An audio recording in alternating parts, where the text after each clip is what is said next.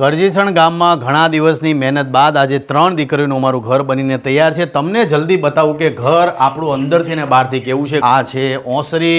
આ સાઈડ તમે જેવા અંદર આવશો એટલે અંદર તમને આ સ્ટાર્ટિંગમાં જ અમે રસોડું રાખ્યું છે, કારણ કે બધાનો એવો આગ્રહ હતો કે તરત જે વઘાર છે કોઈ પણ વસ્તુ બનાવે સીધું બહાર જતું રહી. આ 3 દીકરીઓ છે. આ અનાજ કરિયાણાનો સામાન છે. તમે જોશો કે તમામ અનાજ કરિયાણાનો સામાન અમે આ સાઈડ રાખ્યો છે. મારું પોતાનું બ્રાન્ડ છે ખજૂરભાઈનું શુદ્ધ સિંગ તેલ. થોડું ખાવ પણ સારું ખાવ એ ભાવના સાથે આ અમે લોન્ચ કર્યું છે. બીજા કોઈ મારા બ્રાન્ડ નથી. જીવનનો પહેલો એક બિઝનેસ છે. સપોર્ટ કરજો.